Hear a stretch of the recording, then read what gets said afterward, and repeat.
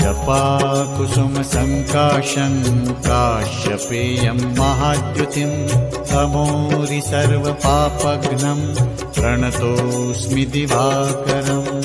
ॐ ह्रां ह्रीं ह्रौं सः सूर्याय नमः।